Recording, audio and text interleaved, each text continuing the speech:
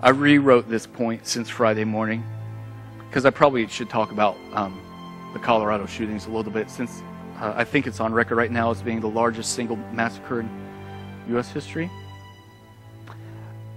It's a great thing to know that there's no longer anything unclean. That in the new heavens and the new earth, we won't have to worry ever about somebody coming in and assaulting a group of innocent people. That there won't be any injustice any longer. That 6-year-old girls won't be shot in the back. There'll be nothing unclean. But let me tell you what's even more encouraging.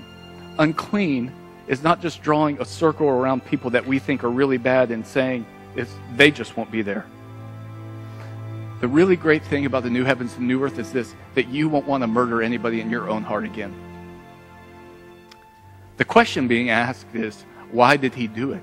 Why did Jesse Helms do it? Jesse Holmes do it. Why did he do it?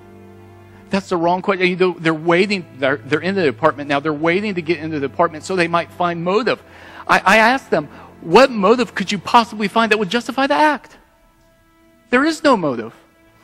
It's the wrong presuppositional question. The question is not why did he do it. The real question is, why haven't you done it yet? Why haven't I done it yet?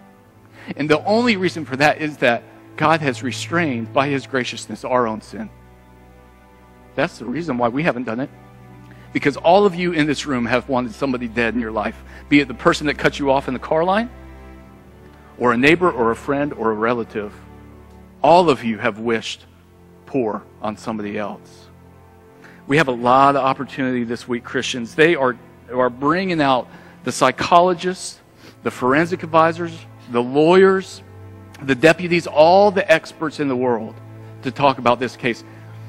I'm longing for a day when one network, any network, will bring out all of the spiritual advisors. I mean, the best of the best from Islam, the best of the best from Hindu, the best of the best from Buddhism, the best of the best from Christianity, not the bumbling idiots that they normally put on. I mean, the good ones, the ones that, never mind. Because spiritual issues are at stake. And theology and our issue of worldview and why sin is being left to the blogs.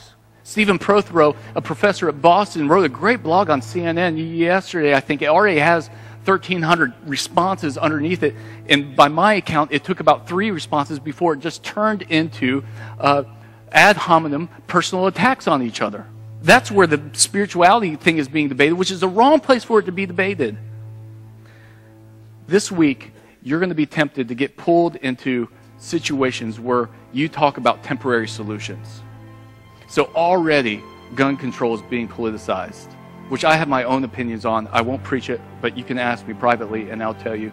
But everything that we talk about are temporary solutions. Look, the human heart is bad enough that we will kill people with dull paper clips if that's all we have.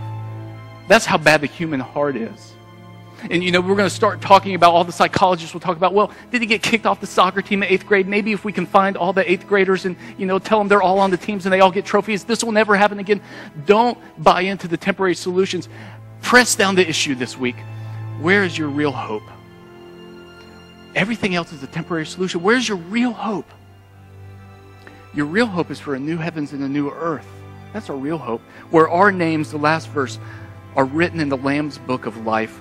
When we get to heaven, here's a beautiful picture of the reservation. I don't know if you've ever made a reservation at a really nice restaurant. And by really nice, I don't mean Olive Garden or Applebee's. I mean Schwa in Chicago or La Bastide, the one in France, not the one that's closed, or the French Laundry in California, or the Chef's Kitchen in Brooklyn, or the Fat Duck in London, or Cotier in Georgetown, any one of the Spago in Beverly Hills. I could go on and on and on. One that you have to call months in advance for. You have to call months in advance. You can't make the reservation at the door. And when we get to heaven, you can't say, is my name on the list? You can't say that. You're going to say, well, you know, I'm looking for your reservation. What's your name?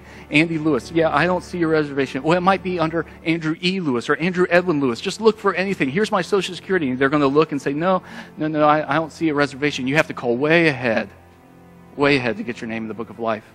So you might even resort to, well, look, I called July 14th, 1988 in a small corner room in Bristol, Tennessee. I gave my life And they'll say, no, you actually have to call way, way ahead of that. And then you can say, this is your last resort. It's actually your only resort. Well, it might be under a different name. Could you check? Christ. Maybe he made the reservation. And they'll say, oh, why didn't you tell me that to begin with? Of course, you and 144,000 other people symbolically are all here. Are all here together. And we've got the best seat for you. He saved the best table. You won't believe the meal. It's a feast, and here's the best thing. He's already covered the tab. Come on in, all you who are weary and heavy laden. I will give you rest. In the name of the Father, and the Son, and the Holy Spirit.